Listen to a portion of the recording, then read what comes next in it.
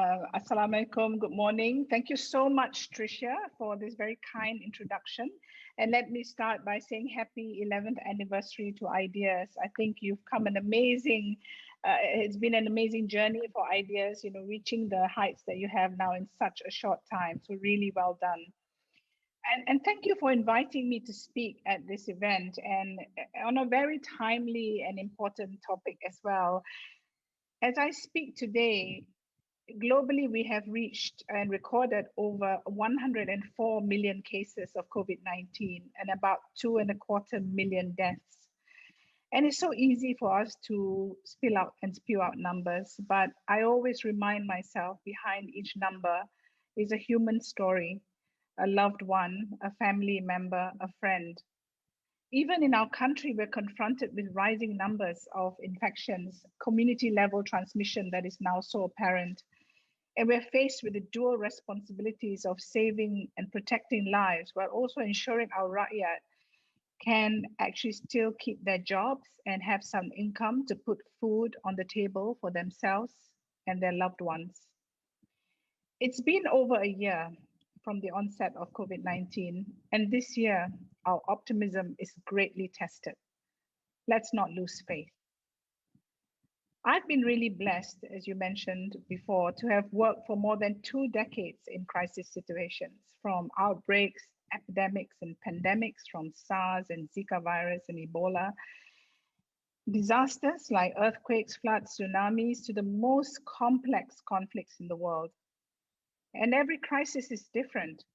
And I can say that this COVID-19 pandemic is one where every experienced crisis leader I know has bowed our heads in humility at the new things we learn every day, on the range of effects and the devastating impact it has had on every aspect of human life and dignity, the disruptions it's caused, and the profound way it will change our lives. I take this not just as a challenge, but I want to use this as a huge opportunity to take action and reset our lives again. Disasters and crises I have seen bring out the best in the majority of people. I've witnessed the worst in human behavior, but I've also witnessed the beauty in humanity. Here in Malaysia, we have proven to the world and to ourselves we can stand as one nation to fight the virus. The rakyat sparked a movement, and with hashtags like Hana Alkaf's Kita Jaga Kita and the Ministry of Health's Kita Teguh, Kita Menang, it's important to keep us going. Large for-profit businesses, small entrepreneurs, students, and so many Malaysians who walk around us unnoticed every day pause their usual activities to take a stab at funding and producing PPEs, face masks, face shields for our frontliners and fellow Malaysians. The young organize themselves to make the lives of the elderly and the disadvantaged a little bit more bearable. Simple things, from just offering to buy and deliver groceries and during the MCOs, or starting WhatsApp or Telegram groups and Twitter threads for small at-home businesses to product their products or services. Truly, the best of Malaysians was witnessed then, and it's still noticeable now, even though everyone, I think, is suffering from pandemic fatigue, anxious, and I would say collectively our mental health has also taken a toll.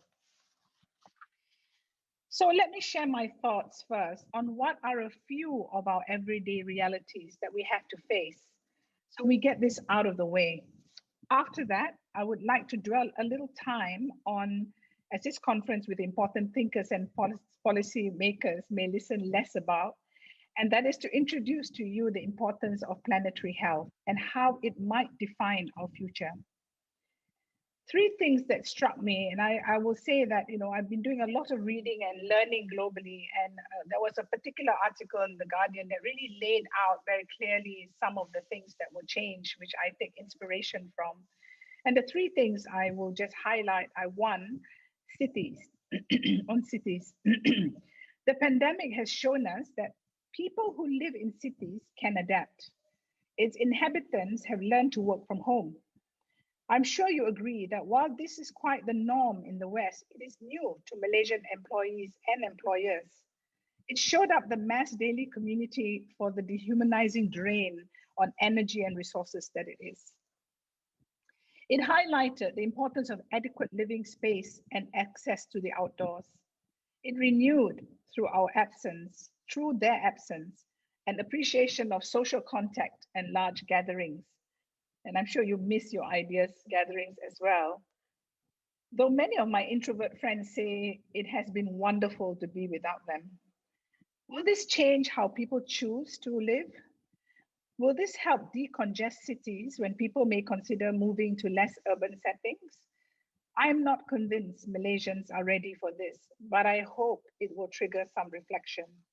The second thing is our interactions. How we interact changed, and I will dwell more about this as well later. But if you're like me, I'm zoomed out by the midpoint of the day, celebrating events like birthdays, blowing kisses to loved ones virtually. It's not the same.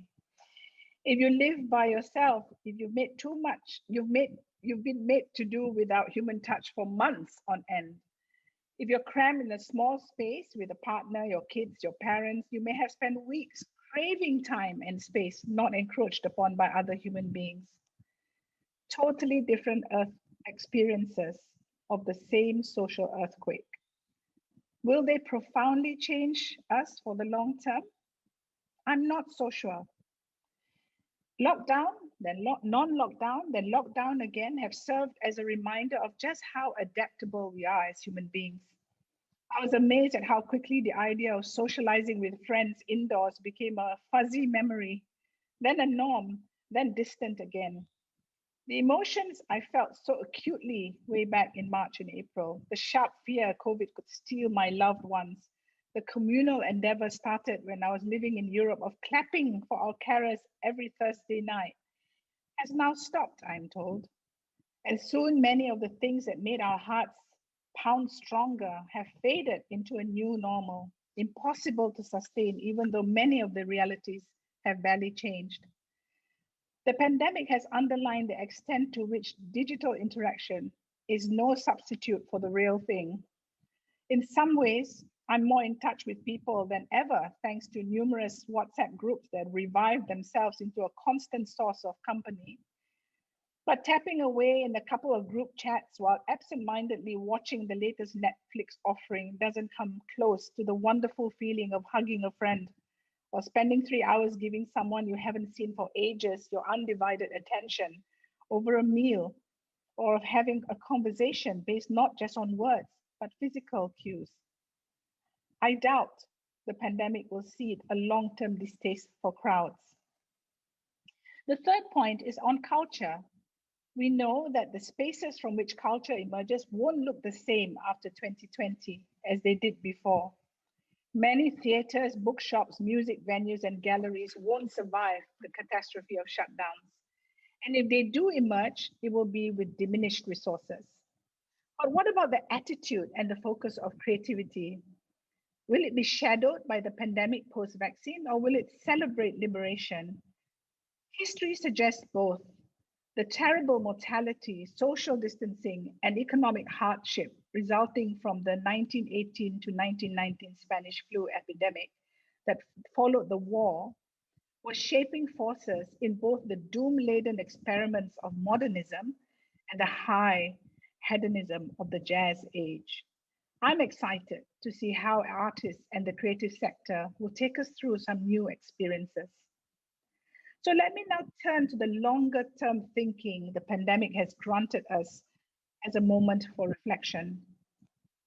COVID-19 obviously did not come out of thin air. In recent decades and centuries, humanity's health and well-being have improved across the globe. Among much else, we have witnessed a decrease in rates of child mortality, an increase in life expectancy, and a reduction in poverty generally. Over the same period, our energy consumption has soared. Vast swaths of primary forests have been cleared. Species extinction rates has continued to rise. It is clear beyond doubt that the improvements in health and well-being achieved over the past few decades have come at a price, supported by our overexploitation of natural systems. It is often said that our global economic model puts the health and well-being of future generations at risk. However, this statement is only half true. We are also compromising the health and well-being of present generations. The environmental and climate crisis is now undeniable, and we have already seen some of the risks it poses to our health, including some directly related to climate change, and more than 70,000 deaths caused by European heat waves in the summers, and 60,000 deaths caused by climate-related natural disasters each year, mostly in low and middle income countries. Land use change, agricultural expansion and intensification, and wildlife trade and consumption bring humans into closer contact with wildlife and livestock, allowing microbes to jump from animals to people and cause outbreaks of new infectious diseases like the COVID-19. These new diseases can easily infect large numbers of people in highly populated urban centers and spread across the globe via trade routes and international travel. The concept of planetary health has emerged and has acquired special relevance in today's world. It refers to the achievement of the highest level of health, well-being, and equity throughout the world while respecting the limits of the Earth's natural systems so that humanity can thrive. A challenge that also requires attention in the political, economic, and social realms. 2 days ago, the UK government produced a very important Dasgupta report, The Economics of Biodiversity, which I encourage everyone to read. The social, political, and economic structures that we have allowed ourselves to be desensitized by were what made room for this crisis. Globally, investments in health security are subpar. In fact, an assessment by Johns Hopkins University Center for Health Security found that no country is fully equipped to face epidemics, much less pandemics. I know it almost seems as if we are stuck at a dead end with the pandemic, but the incurable optimist that I am is certain that we are not too late. Our country's vaccine plans are on track, and the first batch of vaccines from Pfizer will arrive at the end of this month. And as mentioned, the air is ripe with a sense of awakening for global solidarity. But we cannot do this unless we increase and regain trust among each other. As we know, COVID-19 is a long, hard marathon that we will have to slog through and can only see us hitting the finish line if we run together. This is not a cliche. I'm dead serious, pardon the pun, that we cannot get out of this without regained trust. And this means everyone needs to work hard on this, starting from the government. Perhaps the biggest lesson that we have learned from this pandemic is that the strength and fragility and the fragile point of humanity both lie in our interconnectedness. It's only when we fully embrace this interconnectedness, however that it is, that will become a strength. Nobody is untouchable in the face of the virus. We would be fooling ourselves to think so.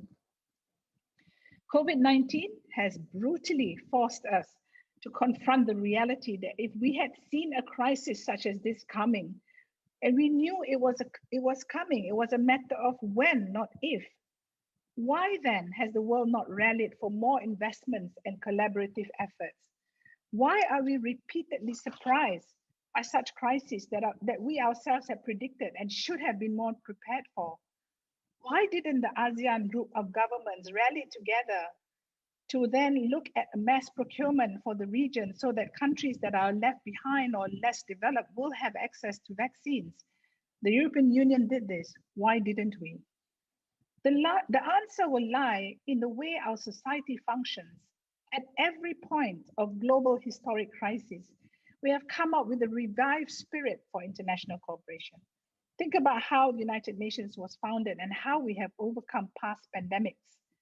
The problem is that this spirit is not sustained, and I might say is even eroding today. And that can be pointed out to three unfortunate shifts. The first shift is complacency. One should not confuse optimism with complacency. Yes, we have dealt with other pandemics and have found immunity. Yes, our humanity has gone through major global shocks and catastrophes and tragedies, and we have survived. Yes, of course, we can do it again. But under certain conditions, two of them being solidarity and coordinated action, and the vaccine availability, access, and equity is a profound example of how it's not in place at the moment. The second, I would say, is echo chambers.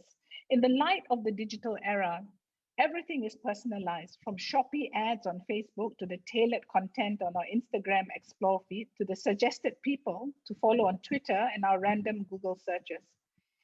It becomes easier for us to fall into the trap of tuning out the voices and visuals that do not readily agree with our bias and only validating those that we already believe. This is dangerous as it drives more faction than fusion of ideas.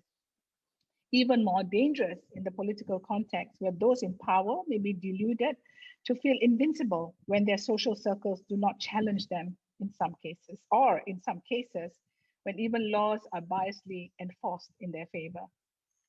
Take the climate deniers, for example. It is found that despite overwhelming evidence of climate change, climate skeptics or deniers will still resort to deliberately interpreting the evidence in a way that confirms their bias, which ties into my final point.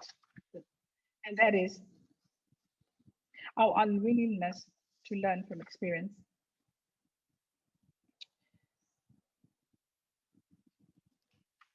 This is the prime lesson to take. It is often tempting as a society to go back to our previously defined normal, either out of convenience or as a coping mechanism. Malaysia had a great opportunity to learn from Singapore's experience with a cluster of migrant workers in cramped housings, but sadly did not act as swiftly. More often than not, this is closely related not just to complacency, but also the fact that there are so many undocumented migrants. The rights of these migrants to decent housing is not fulfilled. So basic human rights and legal laws even to protect the workers are not put in place. So more often than not, it's related to complacency in an idea that the weak points of others are unlikely to happen to us because we would surely know better if and when the time comes. Even if these values have perhaps been somewhat forgotten in the few years before COVID-19, we are now back into the cycle of experiencing its revival, opportunities to rethink, reimagine, and so on and so forth. So I want to go back again to another point that I missed, and that is the catastrophes of shutdown, and if they do emerge, it will be with diminished resources. But what about, give me a minute, I've just lost track of my time, my thoughts. Let me go back again. So I was just saying that even if these values have perhaps been forgotten in the few years before the COVID-19, we're back into the cycle of experiencing its revival. Opportunities to rethink, reimagine, and rebuild the society are bound and rooted in cooperation. The question is, how can we sustain this? Re-energize compassion and community spirit. It starts by building communities that connect with each other, virtually, locally, ecologically. COVID-19 might have driven physical distances between us, but we have also discovered new borderless ways of establishing a virtual community. For some, it's through the many curated Facebook groups, online neighbors to share recipes with, gardening tips, discoveries of new hobbies and skills. For others, it's through virtual marketplaces or support groups for mental health, fitness lessons, or personal finance management in weathering the crisis. The list goes on. We may think that this COVID-19 crisis, with all the physical distancing and remote working, will tear the fabric of our communities. The truth is, humanity will adapt and find space to build communities regardless. If previously participating in an international conference would mean that we would have to fork out cash for flights, accommodation, and all other travel expenses, we have now learned that conferences can be done like this virtually and just as engaging too. The ways in which we define the makeup of a community may change, but so long as we work on building those opportunities, humans will adapt. Second is to reconstructing our local community. Again, COVID-19 has not barred us from connecting and interacting with one another, but rather reinvigorated our sense of empathy and compassion. We've gotten creative in maintaining our relationships, using delivery services to send food or care packages to our loved ones, sending texts to check up on our friends and our colleagues, or scheduling group calls. Because the COVID-19 virus thrives in closed settings, we move our social interactions outdoors, and this is so important. Even businesses get creative in setting up outdoor dining, getting better ventilation, or simply repurposing their current spaces. Car parks can be turned into drive-in or open-air cinemas, or marketplaces for small-time entrepreneurs. Convention centers and building rooftops, open picnic-style dining, coffee bars, and small potluck-inspired cafes get set up within neighborhoods. Being pressured to stay at home and lacking in socialization, we've discovered that newfound appreciation for our time outdoors and opportunities to socialize. The result is livelier neighborhoods, more sustainable business, and communities that are more conscious and appreciative of the relationship between humans and the environment. Society post-COVID must make it a priority to reduce our ecological footprints and impacts on biodiversity. It should start at the individual level. We have to ask ourselves, what is our individual carbon footprint? How can we actually live sustainably in a way that prioritizes the greater good of the community and the health of the planet? Let me share my own personal journey to be more responsible for the planet. I stopped eating any form of red meat and rarely eat chicken or seafood. My big awakening when I learned that to produce the patty for a Big Mac or quarter pounder burger required not 5 or 50 or 500, but 5,000 liters of water. I have an app on my phone called Capture that tracks my carbon footprint, warns me when I'm close to limit, and helps me offset my carbon footprint. We grow vegetables at home, on our balcony, in our garden, and we even have ducks that gift us eggs. What I'm saying is it begins from us as individuals to practice what we preach, prove that sustainable living is not just a fantasy, and organize our community to turn this into a reality. COVID-19 is only but a prelude to the larger wave of the climate crisis. The virus transmission from wild animals to humans is not rare, and there is increasingly strong evidence that they are a result of disruptive human activities towards the environment. We have seen it with AIDS, Nipah virus, Ebola, SARS, MERS, to name a few. There's this misconception that our natural ecosystems are themselves the source of threat to humanity. The reality is, yes, the risk has always been there, but it's our boundless human activities that are driving the damage. Our current methods of containment and mitigation strategies, treating patients and vaccinations may help us to overcome the current COVID pandemic. But if we do not begin aligning the ways we live with our lives and the health of the planet, then we may just find ourselves in this exact same position for the next pandemic, which could be harsher than COVID-19.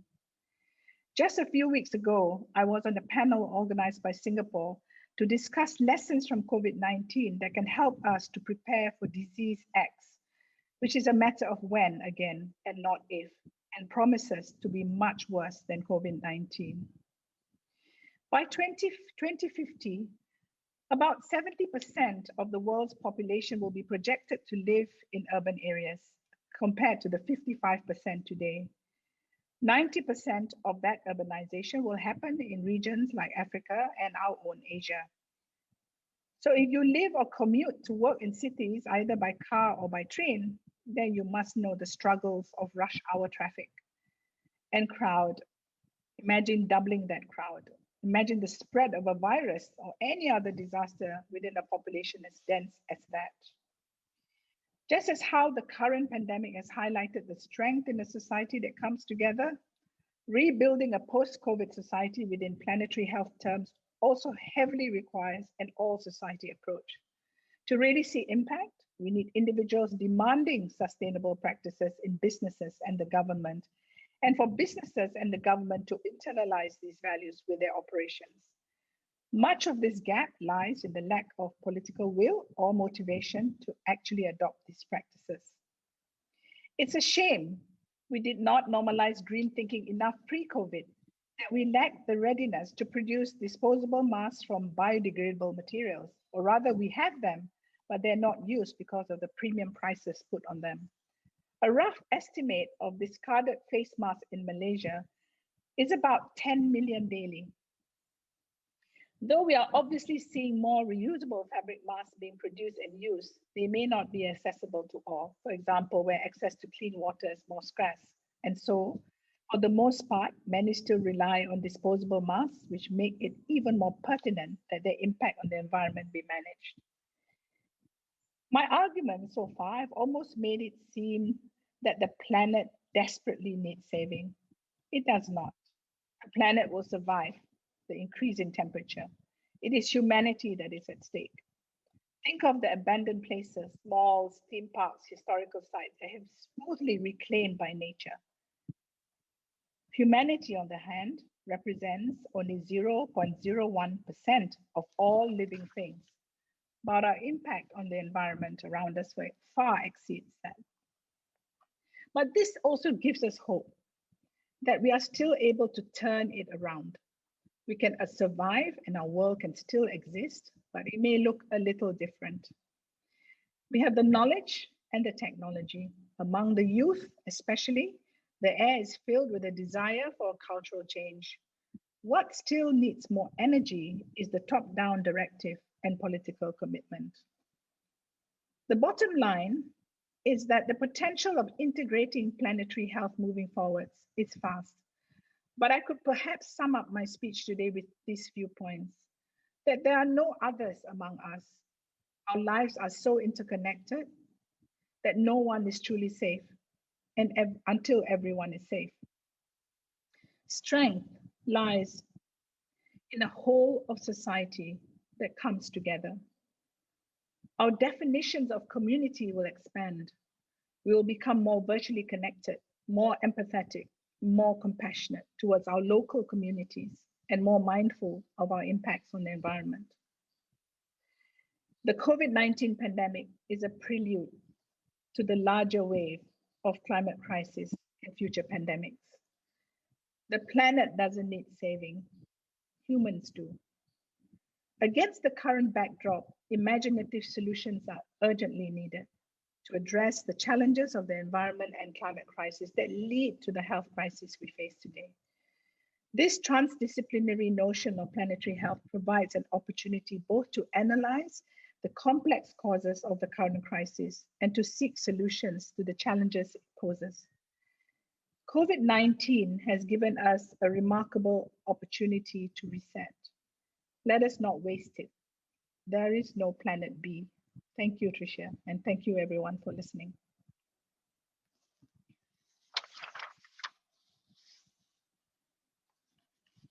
Thank you so much, Tan Sri, Dr. Jemilah Mahmood, for your very inspiring speech.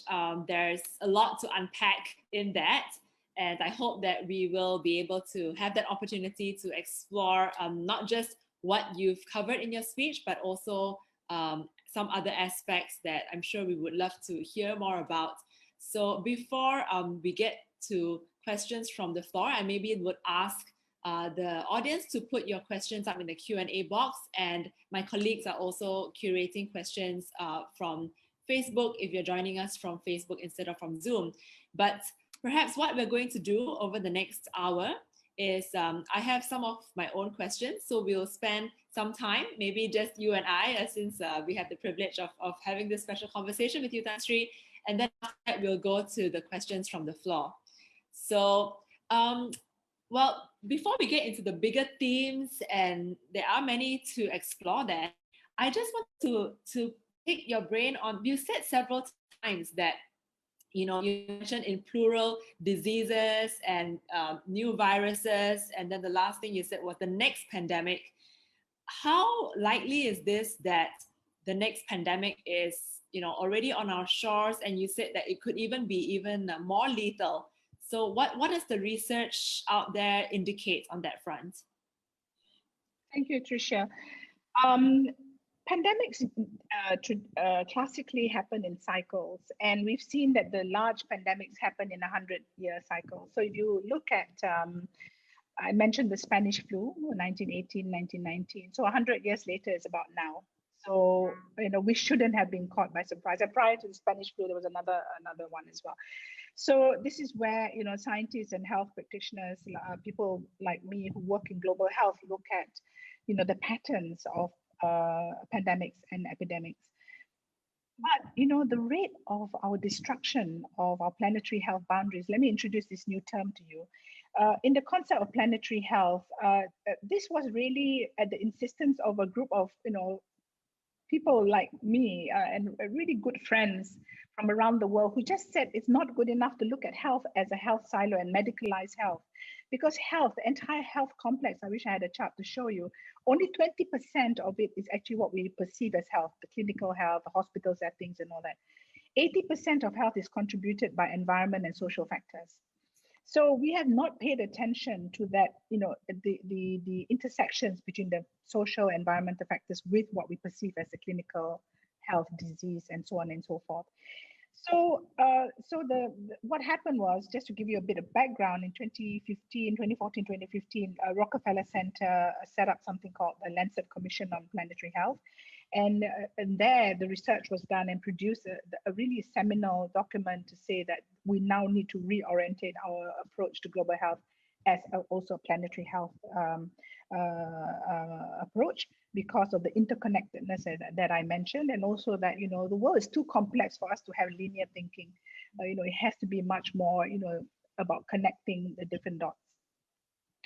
So based on this itself, we have seen that there are 9 parameters of planetary health, and this was developed by the Stockholm Resilience Center. And they measure very specifically things like, whether it's acidity of the oceans or CO2 levels, your phosphate level in the soil, all these different very, very technical things. And it determines how much you violated your planetary boundaries, and therefore the implications of that. Now, if you are like any one of you in the audience are like me, a big fan of Kate Raworth, who wrote the Donut Economics. Our entire donut economic model is also superimposed on planetary health, because it's about how do you keep your ecological boundaries safe? How do you keep your social boundaries safe so that your economy is also growing and the hole in the donut becomes smaller and smaller, and therefore people don't fall in. So I think that's the kind of approach that we need to look at. So based on all the research now, we see WHO has mentioned disease X for the last, I would say the last 5 years. We've been talking about it in the international community. There is something out there that is going to be worse than anything we've ever seen before. We're going to be, and I'm not trying to scare everybody, but it's true that there is something that is expected to happen.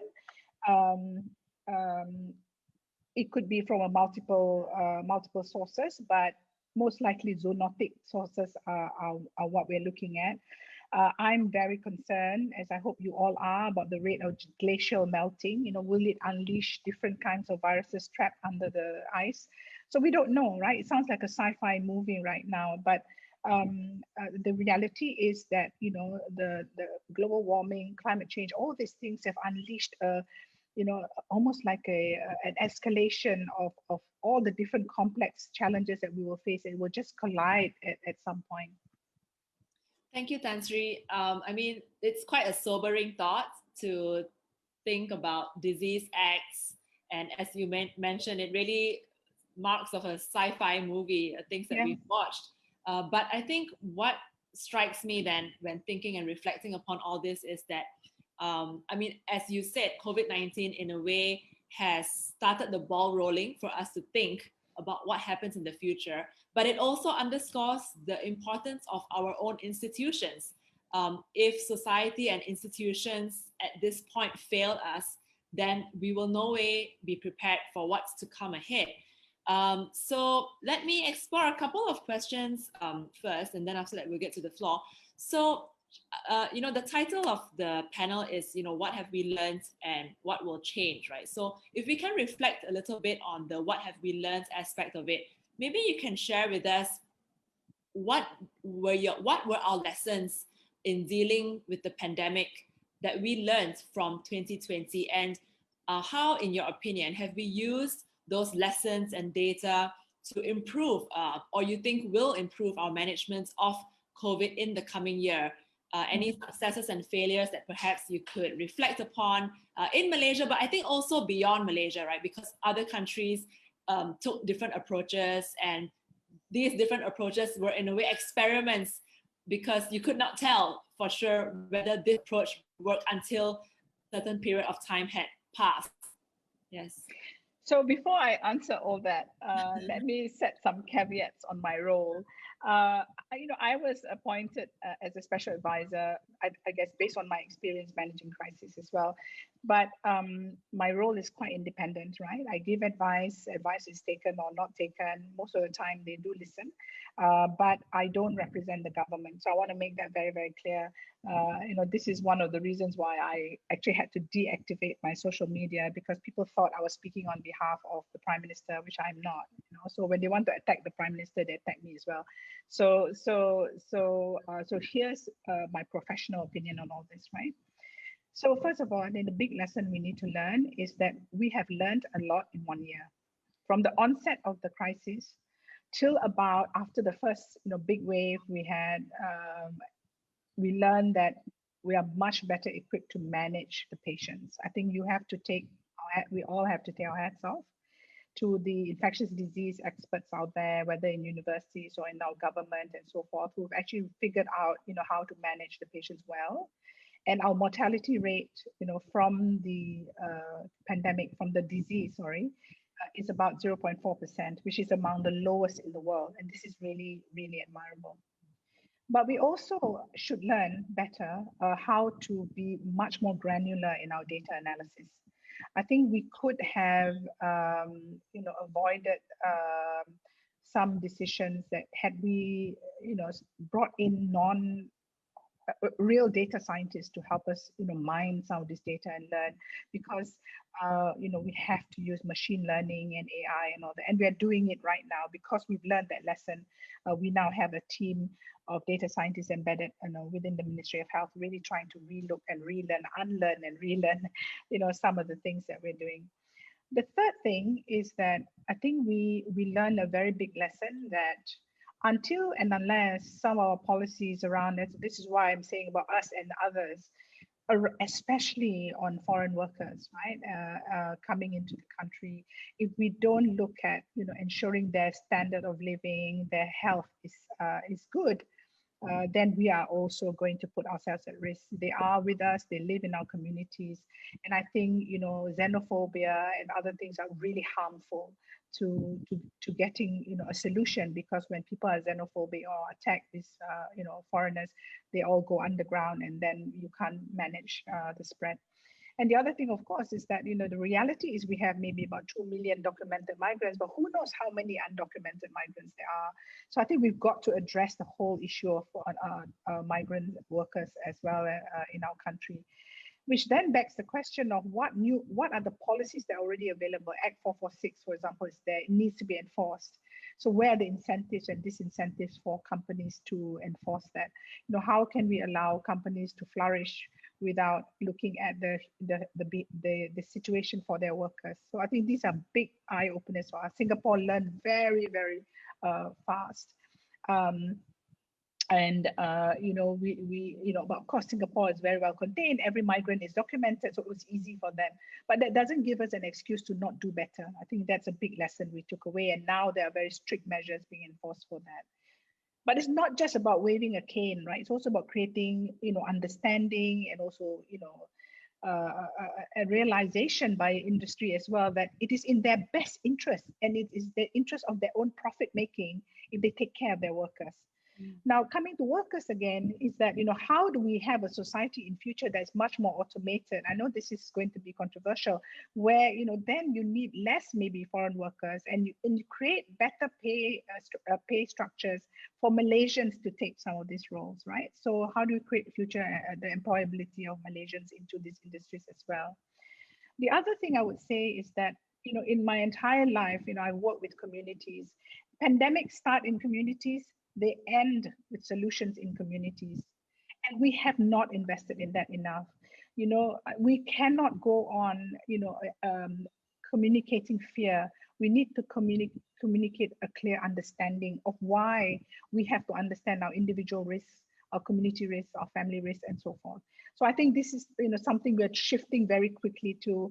The government has established a very important community empowerment group, led by a couple of ministries that are really going to go down to the penghulus and the ketua kampung and everyone, and also in urban setting, the housing representatives and so forth. Because until we change our behaviors, and I remind all of us, the virus cannot go traveling on its own.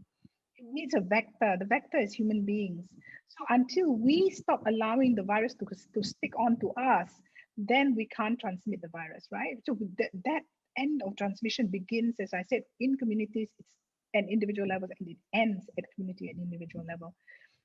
And this has been proven time and time again. My previous work in the Federation of Red Cross, where we work in the Ebola crisis, the Landsat published a very important report to say, because it was volunteers going door to door, telling people to give them the dead for safe and dignified burials, that 10,000 deaths were averted. I mean, this is how important community empowerment, community engagement is. I think we need to invest much more time in this, and that requires a clear understanding of risks and not just fear. So these are some of the things that are really important. The last thing I will say is that I get very troubled by saying that we need to balance health and economy. Actually, we need to do both. Health is critical. For anyone who's lost someone, you will say that whatever, health at all costs. But an economy is a secondary. But actually, economy happens when health is good, right? Economy improves when health is good. But economy can also kill, right? A lack of livelihood can also kill. We've seen, suicide rates going up. We've seen, so many anecdotal stories of people unable to put food on the table. We've seen how children have had disruption in school. So everything is so interdependent. It's not about pitching one against the other, but how do you find solutions together to address not just the health issue, but also, the economy, the education, and everything else. Thank you so much, Tansri. I'm really glad that you brought up the points on labor, actually, because this seems to be in keeping with the theme over the last few days. So even on the very first day, when we had Dr. Amy Morris from Maybank Kim Eng talk about ESG, and she spoke about labor quite a bit. And I think that's what we're seeing as well in our own research. So anyone who's talking about economics and human rights will have to address the issue of labor. And we know that, for instance, the US actually banned palm oil from a couple of companies in Malaysia on the back of labor concerns as well. So I think really the Malaysian companies and the atmosphere here will definitely change. And I completely agree with you that it shows us how we recognize the foreign workers are in our midst. They live in the same areas, I mean, perhaps not in the same condominiums, but in the same vicinity as us. And so the responsibility really is to also care for them. I'll have one last question, I promise, before I get to the questions from the others. Just again on this sort of reflection, and then later on we'll talk more about like future planning and what lies ahead. Just a kind of reflection question as well. What do you think were the main challenges faced by the public healthcare system in addressing the COVID-19 pandemic? Well, as I mentioned earlier, even though WHO assessed our readiness for crisis, and we did quite well, right? But in terms of some areas, of course, we need to strengthen. Let me talk first about what the public health system did right, and I think where we can improve. I think what the public health system did right was that it followed, a clear protocol, handbooks guided by WHO and other international bodies. What it also did very well, and I was really excited about this, in the early days of my tenure, we had a large team from China coming in, from Wuhan and others, to come and share lessons with us, and actually went to each of the hospitals, Sungai Buloh Hospital and all that. At the time, of course, our cases are nowhere like now, but then saying that, okay, this is good, this one maybe you can improve. So I think the willingness to open up in the early days to bring, people who've gone through worse than us to teach us the lessons that they've learned. So I think, this has been really good. And I think that, what KKM also did very good was, it did establish some kind of data dashboard, but, I think it can be improved. So that's another challenge that we face. But at least there was some basic data parameters that are required by WHO. We also followed very strictly, right, the 6 criteria to make sure our health systems are not overwhelmed, from border closures and all that. The one piece I think we didn't do very well on was community engagement. So this is why I repeat it over and over and over again. So the other thing, so in terms of challenges, I think that, one of the biggest challenges in our health system writ large is the dichotomy between private and public.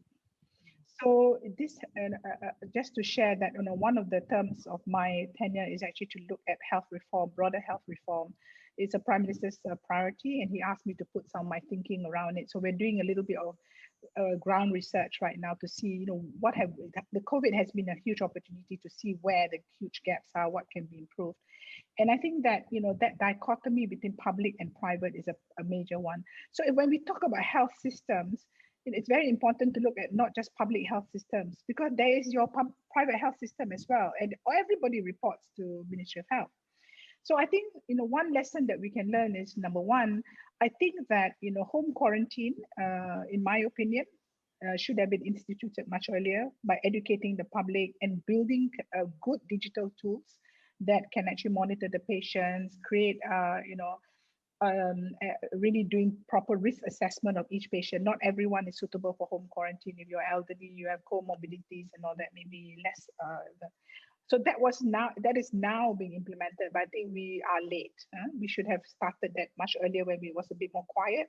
We could have, tested that out already. The second, I think, is still, how do we optimize MySejahtera and tools like this to really do much more warning to communities, better our contact tracing. So I think our contact tracing, can be improved. It's very much now manually dependent. I think it should be much more automated. And I think this is where I say you need data scientists, machine learning, automation, all these things to come in, right? And the other thing is that we should have decanted, really built the private-public partnership and decanted a lot of the non-COVID patients out early, so that our hospitals in the public sector would not have been too overwhelmed. We have only a finite number of health workers, right? We have to make sure that we protect them at all times. And the bigger question, of course, is there are, and this is why health reform is required. How do we manage our human capital? There are also a lot of health personnel that are not on contract. So now we're doing a search and we're hiring them back into service. So there's many things that we have to look at in terms of what I mentioned is, how do we have a much more integrated approach to health in the country that is not just private or public, but actually health for people. This then, requires us to rethink what does health financing look like in the future, right? The way that health is being financed right now is unsustainable. Government is bearing the cost of everything, whereas, how do we look at future catastrophes, future risk insurance, whatever? We have to relook at the whole entire finance system for health. Yes, I think this conversation on national health financing has been long in the making, and unfortunately, the policymakers and industry have not really been able to find a suitable solution. But perhaps, like many things, COVID-19 has accelerated trends and the needs. So I do believe that this comes at a time where we do need to think about it. Okay, so we'll try to get through the many questions that are now coming in. So the first one is from Andrew Koo, who asked actually precisely about what you talked about, community engagement. So he's saying, before you were appointed special advisor last year, the government had announced that civil society organizations would not be allowed to distribute food to marginalized communities and that all assistance had to be channeled through JKM. Soon after you were appointed, that was changed. The policy reversal was attributed to your positive intervention. So how widespread, if at all, has there been consultation with CSOs in the development of policy and making of decisions in relation to COVID-19? Thank you very much, Andrew. Yeah, that was one of the things that was on my, my to-do list, right? To really break the silo between government and, civil society, because we can't deal with a pandemic without all of society coming together. I think one of my proudest achievements, I would say, was getting the private sector, particularly the GLCs first, together with some very strong organizations like Malaysian Red Crescent, Mercy Malaysia, IMARET, MRA, the medical ones, right? And also Zuchi Foundation, which is amazing. And I'm such a huge fan of Zuchi Foundation. And getting them to sit together with food security NGOs and others to say, can we build a platform for coordination? And we actually managed to do that, and it's called Match, and it's a digital platform where we actually are able to trace where donations are coming from, where they're going, and we actually can look by postcode where organizations are, what's being delivered, so on and so forth. And it was, I think part of my of the success was building trust with the agencies, and also you must understand the agencies were all overwhelmed, and telling them that these NGOs and civil society are not there to create trouble; they're here to support. We know that the driving seat is still the government. The resources are still large in the government compared to civil society, but what is the supporting role, and really building that trust slowly. And it was interesting how, they were so forthcoming to give the data, and we were able then to show, here's where NGOs are really active, but look, here's where JKM is really doing amazing work. So also recognizing and acknowledging the good work that others are doing. So I think in terms of policy development, Match is now, being set up as a foundation that we hope many civil society organizations will come in.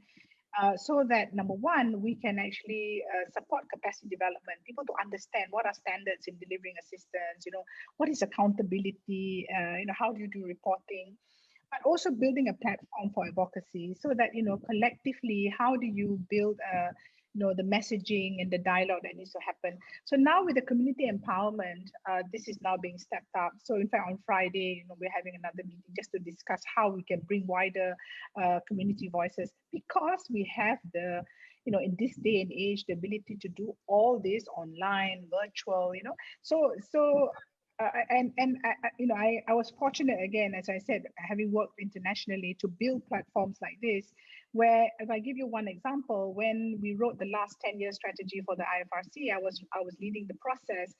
I asked, people, how did you do the last 10-year strategy? It was a bunch, 10, 20 people sitting in a room and figuring out what was good for a, multi-billion-dollar organization.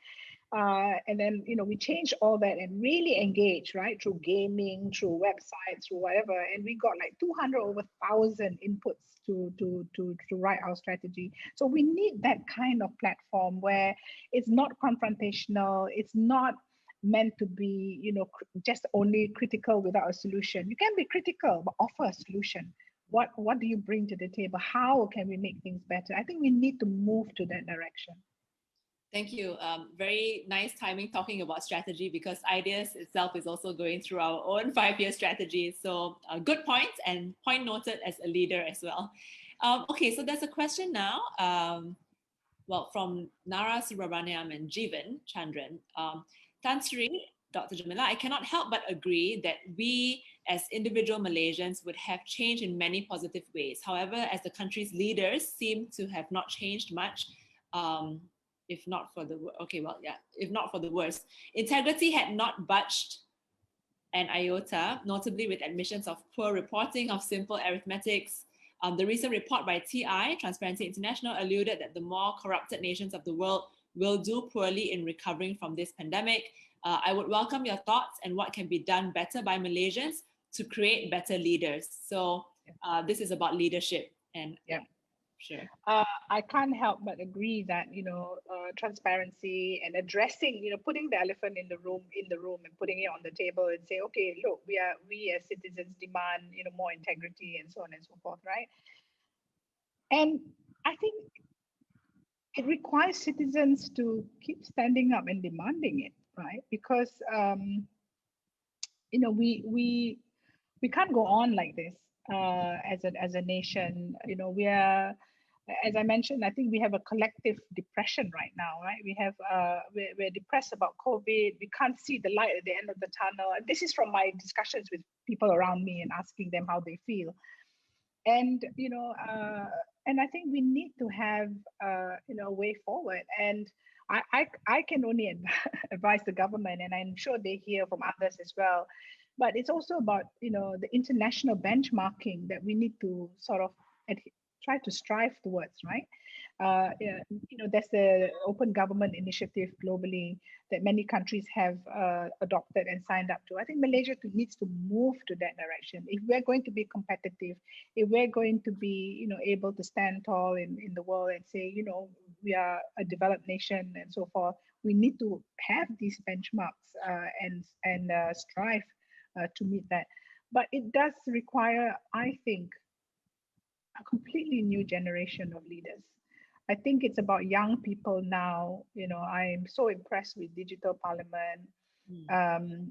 Listening to them, debate on policy issues in such a mature manner, right? So we need that kind of inspiration right now, and I dare say, leadership that has to emerge from our society.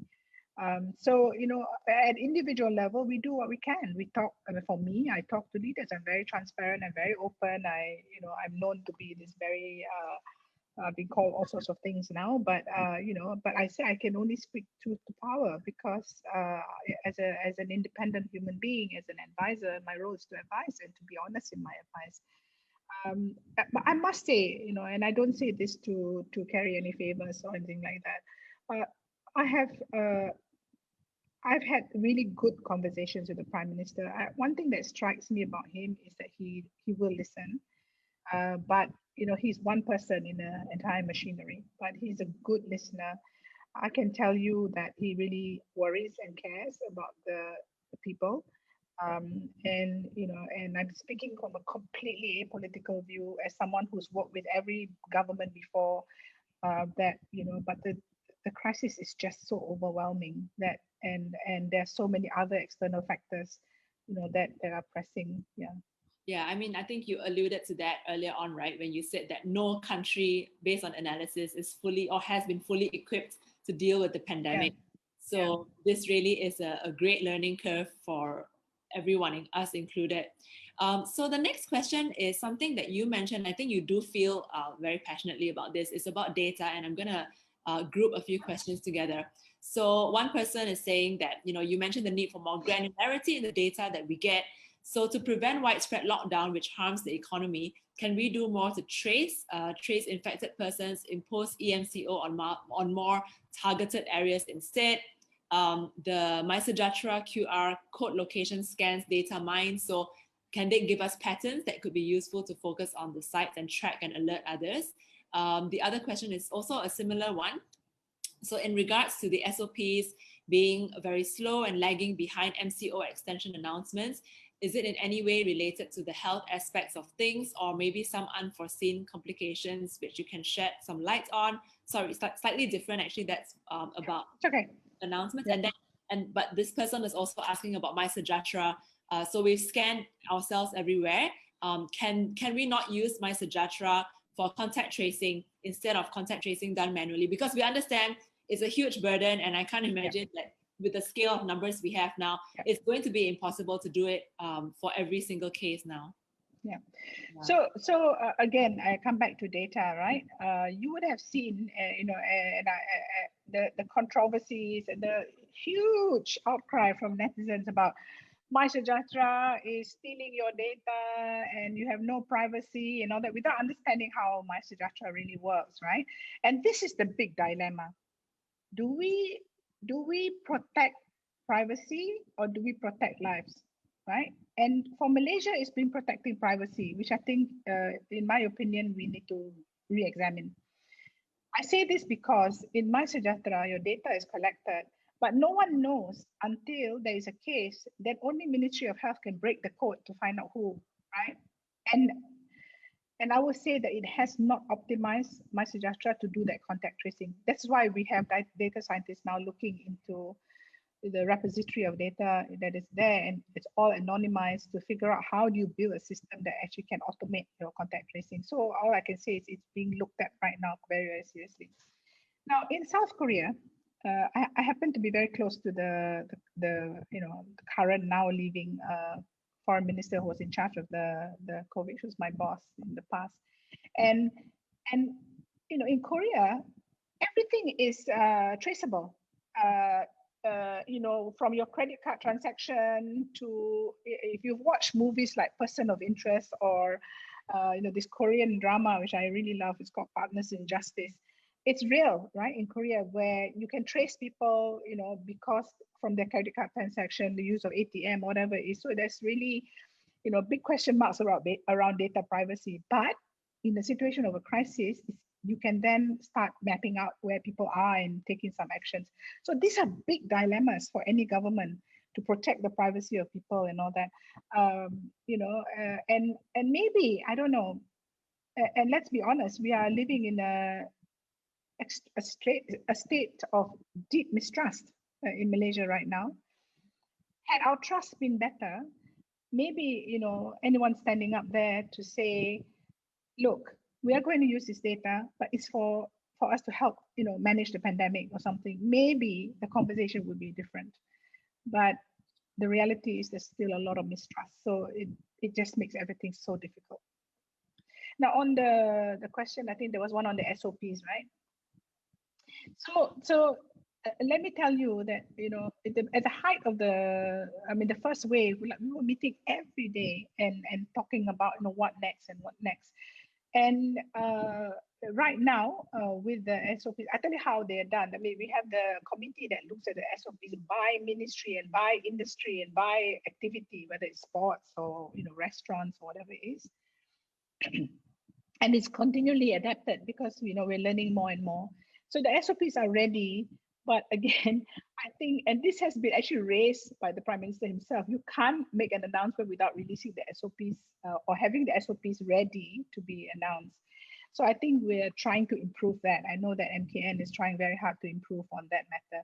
But even now, I'm myself and a few friends in the health sector, outside the ministry, are engaging with MITI, for example, and some industries to say, here's what we're learning. What we learn now is that ventilation is key. This is the one thing. If you can manage your crowded places, the 3Cs, 3Ws thing, wear your mask and all that. But if you can make sure your workplace is ventilated well, and you can then rearrange your geospatial situation. I'll give you an example. Restaurants. It's not just about the numbers, but it's also about how they sit. Rather than sitting face to face, we have to get used to sitting side by side, so that when we have conversations, it doesn't go directly in front of the person. But can every building now have all the windows open? So this requires huge adaptations, right? We need the architects to come in. We need the civil engineers. So in other words, building a safer environment does require everyone to be more open to listening to other experts, not just health experts, that we can then reorientate some of these buildings. Can we, approach DBKL or whoever to say, okay, in those shop houses that you have your lovely restaurants and all that, can we move them out to the car park? So as citizens, you also have to be willing to forego parking right in front of the restaurant, but parking a bit further and walking to the restaurant so that you can then eat outdoors, because it's safer to eat outdoors than indoors. So these adaptations need to continually happen. There is also, MITI and a few of us are working on new working policies. I noticed Hatalega is one of your sponsors. I had a wonderful call with the CEO of Hatalega to say, how can we manage your outbreaks? How do we create safe green bubbles, for example, so that you can get workers who are not positive to continue working? How do you create, quarantine within your compound, whatever, and so I think there's so much adaptation needs to happen. The SOPs will continually need to be refined. Okay, well, thank you so much for being so honest there. I think I represent, as a leader also of an organization trying to think about what to do.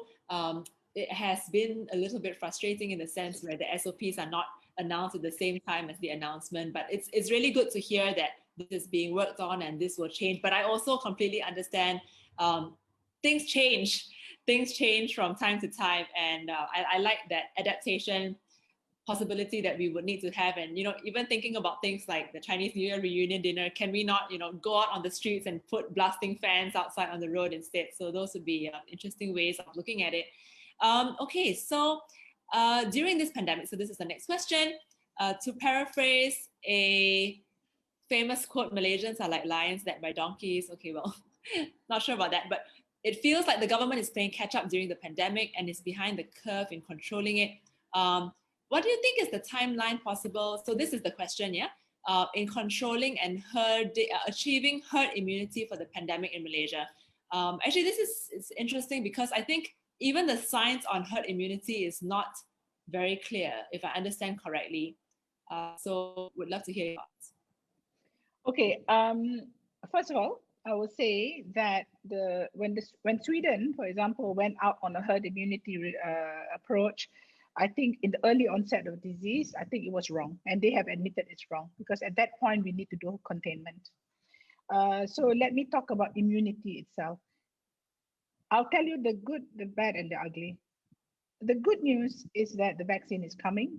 The wonderful news is that, my goodness, for the first time, the world collaborated, came together. Hundreds of vaccines manufacturers and scientists came together to figure out how to do this. Partnerships that never happened before have happened. And as a result, we have a vaccine pipeline. And I must say that I know many people are saying, why are we so slow and all this kind of stuff. I think that of course things could have been faster, but we are not slower than many other countries, right? So it is coming in a couple of weeks. It will land on our shores, and we have diversified our vaccine portfolio, and the government has made sure that even the orders in now are for 85% of the population. For us to receive some kind of what you call enough immunity in society is to achieve at least 70%. Many organizations, including WHO, are saying, no, we need to up that to maybe 85%. So we have about 85% already ordered, and there's an ambition to order 100%. So that's one. So vaccinations will probably determine how this pandemic will be under control. I think every country in the world is realizing this. Our vaccine rollout to achieve the 85% will probably go on to about, if we are lucky, end of the year, otherwise March next year, Q1, Q2 next year. So what we need to do is really target who we vaccinate first, the ones who are really, really high risk, the ones who are exposed. And not forgetting that we need to also to vaccinate the foreign workers and, and I would say even the refugees and so on and so forth. So that is the good. The bad. The bad is the virus is mutating like mad. And this happens with every virus, especially the coronavirus generation. Fortunately, the companies that are producing the viruses are testing against all the spike proteins that are mutating to make sure that the infection is under control, can be controlled. Israel, you have read, have been able to really vaccinate a large, I think almost all their population in a very short time, are now seeing the hospitalizations drop, but actually the are not increasing, which means that people will get some kind of, with vaccinations you get a mild infection, right? So we are watching this very, very carefully to make sure that the mutations that happen will not make the vaccines ineffective. So this is the worry that we have. The ugly is access and equity. Some countries have 500% of what they need 300% of what they need. And that means that, some will not have enough vaccines to achieve the herd immunity that we want. Now, in a globalized world, where we have, as I mentioned before, more undocumented migrants than documented migrants, in a globalized world where trade is very much dependent on travel, does this mean that, in future that there will be a vaccine certification or passport that's required? Does that, I use the word apartheid, I think it's a very strong word, but if you don't have a vaccine, you don't have a certificate, you can't go and do business somewhere else. So you're restricted from entering this, that, and the other. So I think that's something we have to deal with. The ugly as well in Malaysia is only 67% are willing to take a vaccine.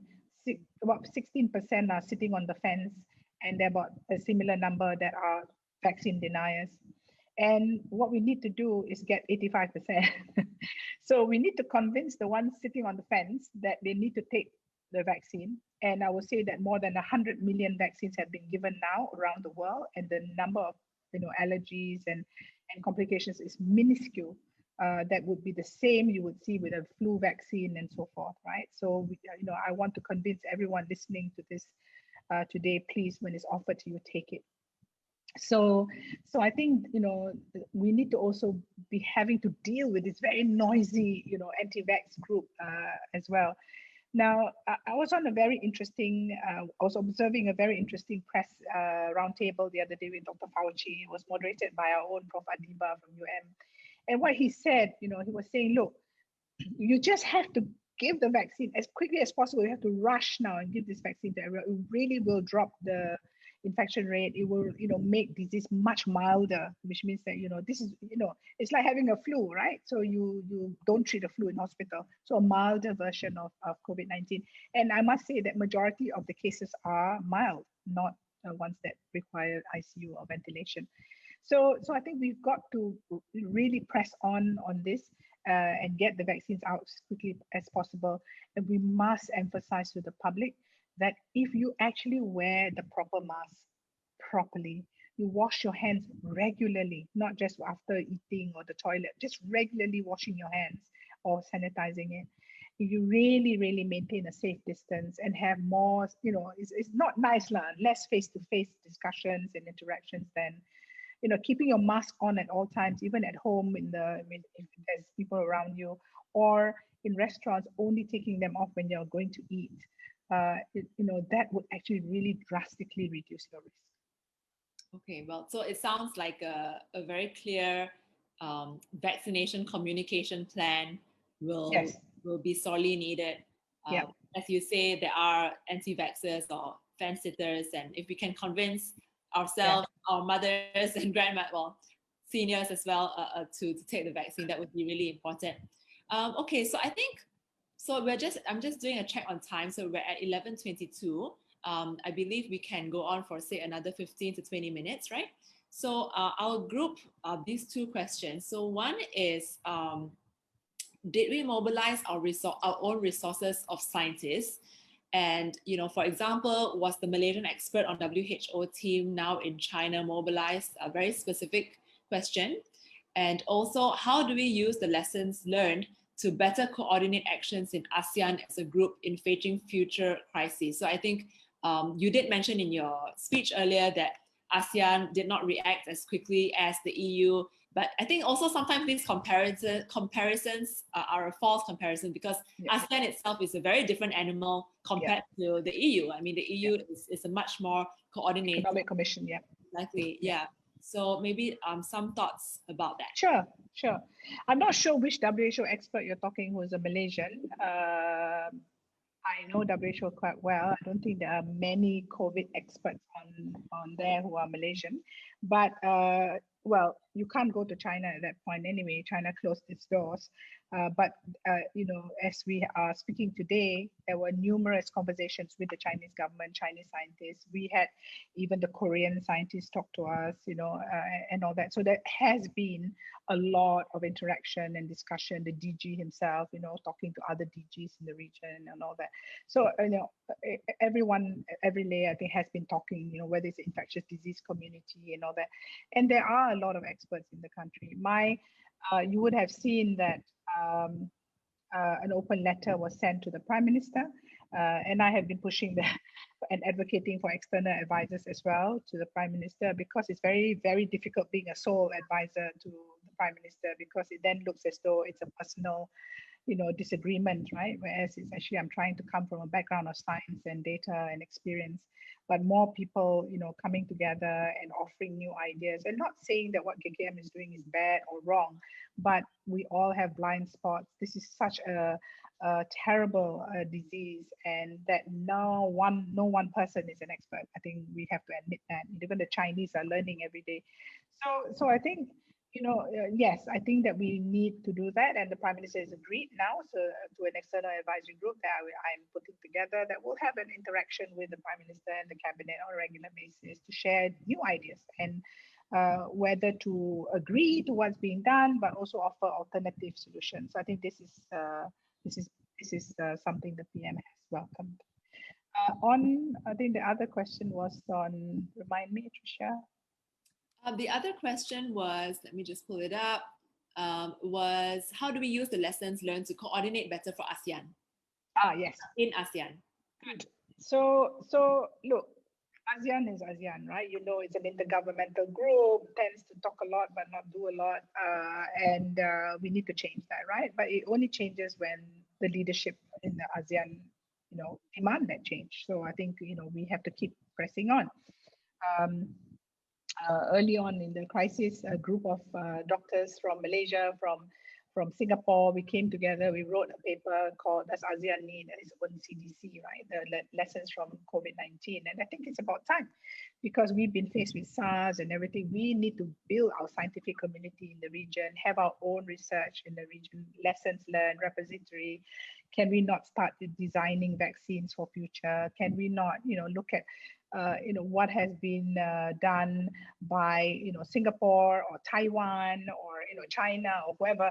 How do we have this Asian repository that drives some of the things? Why is it that we didn't manufacture our own vaccines, for example, right? So in fact, yesterday I had a very interesting call with led by Michael Vaikotis, who used to be the chief correspondent for Far Eastern Economy Review, and brought together some ASEAN leaders, former secretary generals, ambassadors, and so forth, to talk about this. How do we now really advocate to the ASEAN itself to improve, right, and learn from this? And simple things, from creating a knowledge repository, from creating, for example, Thailand is manufacturing AstraZeneca. How does Thailand work with Malaysia so that we can also produce the vaccine here, so that it's easier for us to get it from here and get NPRA approval than waiting for NPRA to check whether the factory in Korea is producing simple things like that, right? How do we have this technology transfer? How do you build a network of laboratories or vaccine manufacturing plants or whatever that can do that? How do we build certain standards? Can we agree that if Singapore says this is safe, everyone in ASEAN says it's safe, rather than every country now trying to go through its regulatory authority, right? So simple things that can really make it much more efficient as a region to move forward. Yeah, I think that also coincides with some of our own work in regional integration in ASEAN. So we've been writing and publishing quite a lot on the economic integration. So whether it's in aviation, in IT, and so on. So that the FDI will also come in when they see regional standards. So I think in the same way as you say, if we can have a regional standard, then that should be enough to go on, and then it can happen much more quickly, much more efficiently as well. Okay, so I want to just address, so you mentioned earlier in your speech also about the dichotomy, or was it in your answers, between public and private healthcare. So the question here is, we know the focus is very much on COVID at the moment, but do you know if the authorities are managing to look into the NCDs, the non-communicable diseases as well, because it is as important, especially on the side effects of COVID, is more fatal to those who have NCDs. If the public healthcare system is overloaded and the private sector is not ready to intervene in COVID management, although I think they have, volunteered to do so. How can the private sector also do national service to help out in the areas of other NCDs? So this is not strictly a COVID-related question. No, this is such an important question and a brilliant question. So thank you. You would have seen COVID is also a syndemic, which means that it's many different things happening to make it worse, right? So we have a pandemic of NCDs in Malaysia. 1 in 5 people in Malaysia have diabetes, and a similar ratio of hypertension. So we're really an unhealthy nation, right?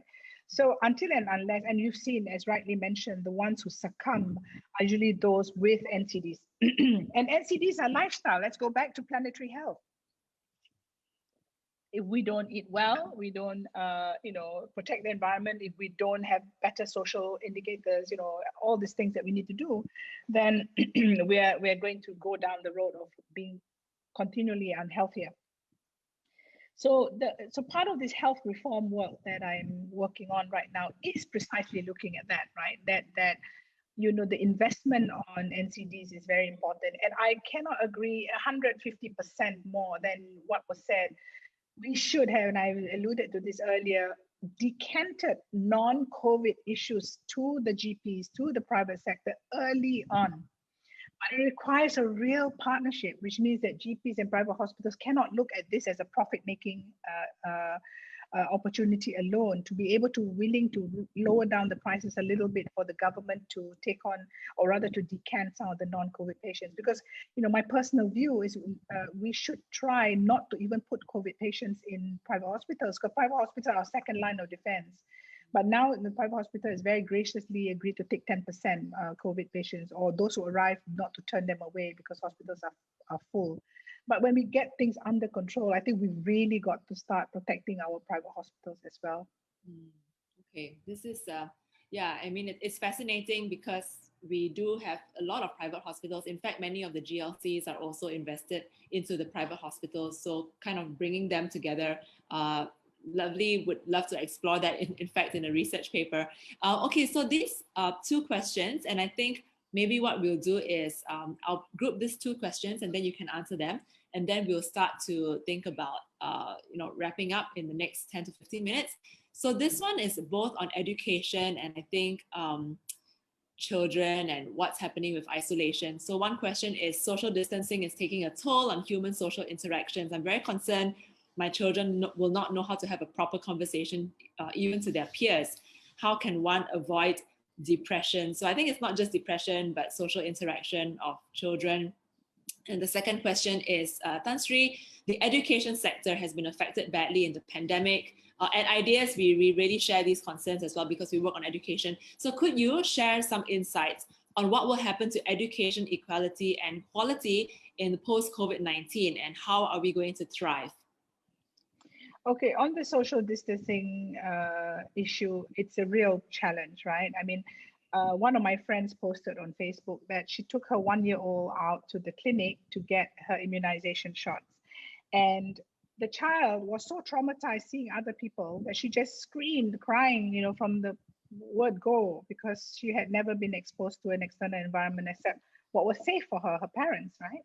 So I mean, these are real stories and the realities of what confinement has done to society. And I think that, the one thing I would say to you is children and young people are so resilient.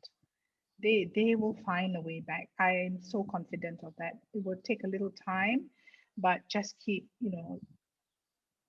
reassuring, it's the love, the attention, the reassuring, words that we need to create that safe environment and slowly reintroduce them into society.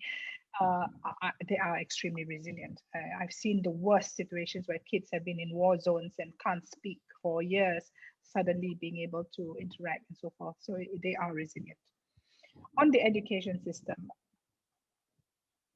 I sigh when I talk about education because I worry about those who have not been able to get online or don't have an iPad or don't have a laptop to be able to catch up. And the reality is that, we do not have equal penetration of internet services or even devices to learn from. So, very early on, I was mooting the idea of just going back to television and radio. And I think now finally they're doing it, right? Because that's how, as a child, I used to watch science and math on television. I never had tuition classes. Um, so I think we've got to go back to basics. The second thing is that you must remember that the pressure on education also creates pressure on adults and their livelihoods, because who's going to take care of kids, right? Who's going to, keep them at home and make sure that they pay attention to whatever virtual classes and so forth. I think that, so societal pressure is very high, even on getting kids to school. Now, I'm going to say something which is a very personal opinion. I'm going to be very clear about that. I think we need to have a very honest reflection and learning from this pandemic. Is education more important than some businesses?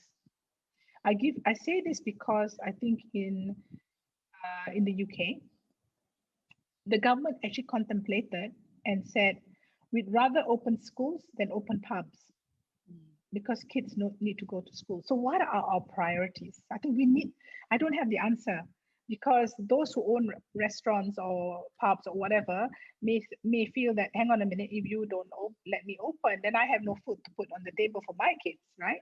So what's the point going to school if you can't eat? So these are difficult things. I don't have an answer, but I think that what it has exposed to us is that we are at risk of one generation of children who may have missed school. So we've seen civil society step in. We've seen the Ministry of Finance now coming in, working through Yayasan Hasanah and others to make sure that children have access to digital, tools and so on and so forth. We've seen now we really need to, improve our connectivity, not just, here in KL is not a problem. What about those outside? But even in KL, we are the privileged ones. The ones in those, pusat perumahan rakyat, probably has one phone, right, to share among 7 people. I don't know. But so these are real issues we need to grapple with right now, but we've got to figure it out, and we've got to have honest conversations on how do we prioritize in the future what is important for a nation and what we have to sacrifice, because at the end of the day it will be about sacrifice. Which area do you sacrifice? The other thing, of course, is that we can tackle education and getting kids back to school if we have a truly all society approach to, one, compliance to standard operating procedures, right? The reality is you can take away the vaccines, you can take away everything else. If every human being in this country really complies by the standard operating procedures, we don't have a problem. The problems we have today is because of lack of compliance, because the vaccine is transmitted through us. So it's our individual behaviors, whether we like it or not. Don't blame anyone else. Ask ourselves first, did we comply, right? Because that's the way the virus behaves. So, what then might be some of the measures we can take to make sure that, school children are protected, teachers are protected. Teachers maybe should be considered frontliners, the early ones to receive immunization. Pfizer and others are now looking at, the safety of vaccines to children. So maybe, and I think we also need to have a serious rethink about who we vaccinate first, second, third, and all that, because we see that the elderly in the community are getting it from their loved ones. It's because we live in extended families and children go and hug their grandmothers and grandfathers. Children come home and shake hands with their parents, give them a hug because they think it's safe, but it's not. So it's our human behaviors. Even you're living in the same house, you don't know if you've been, infected and carrying the virus. So the big questions on education now, the catch up that we need to do requires the entire country, I think, to come together and solve this big question. I mean, these are really the sharp edges of the priorities that we really need to grapple with. And you're right that they are the big questions. Do we prioritize education or the economy? I know many of the other more Western countries left their schools open for a long time. But I think even then the teachers had also talked about whether they were at risk. And I think what we have also forgotten is the livelihood, not the livelihood, but the well-being of our own teachers. Teaching behind a screen is extremely stressful. And you're right, I think they should be the frontliners if we're going to get them to go back to school. their welfare needs to be taken care of as well. Okay, so I think we're just coming to the close. We've actually gone like not on healthcare alone, but I think we've touched all corners of different policy areas in Malaysia. And if we could solve all these problems, how wonderful things would be. I would now just like to invite you to reflect on our conversation and perhaps provide some closing thoughts. You've already given us so much of your time. Thank you, Tan Sri. But in closing, you could perhaps touch upon the question. So the theme today was not just what have we learned, and you did a lot of that, and what the second part is what will change. So you can choose to touch on this or you don't have to, it's completely up to you. But I think the reflections are, how do we build back better? So everyone's talking about build back better. How can we build a better healthcare system post-COVID-19, better society? I mean, you've addressed this in many ways already, talking about all of society approach, whole of society. Any kinds of specific policies that you have in mind that we should be adopting? And if you have any further thoughts on the kind of SOPs that we should take up, because we've had MCO, CMCO, RMCO. It's sometimes a bit confusing what is allowed for which level of what MCO. So you can close on that, and yeah, we'll be happy to then close. And just for information for everybody else, I will then, after Tan Sri Jemilah closes, I will give some reflections on the past 3 days of the Outlook conference, as well as our work ahead in ideas. Thank you. Yeah. Thank you, Tricia. And thank you, everyone, for your really excellent questions. I hope I've done some justice to them. And I think in reflecting, right, I will say short term, medium term, and long term. In the short term, I think, as I mentioned before, this is not easy. It's a struggle. It's a slog, and we just have to get on with it and play our role. So I think some of the health guidelines, the public health, non-pharmaceutical interventions are so critical. This is what's going to help us get through this. It's us reminding those around us. The second thing I think is that if you look at the short term as well, short and medium term, is I think we have to really look at the vaccines as one way that will help us not entirely get rid of the pandemic, but it will slow down the transmission, slow down the number of people falling sick, take a bit of pressure. We have to take pressure off our health system. So I think one policy thing that I think strong policy that we need to come out of this with is that the health system must be looked as not a dichotomy, and advice to the Ministry of Health that from the outset, plan with the private sector, not just on your own. Plan with people like architects and engineers, plan with the business sector. No doubt it is a health crisis, but as I showed earlier, health is only 20%. The other 80% are determined by society and environment. On the medium term, I think that we have to be patient and we have to persist. Once the vaccines come in, don't say everything's hunky-dory. It will take time, at least 18 months before we come down to but we need to bring the numbers to an acceptable, manageable level first.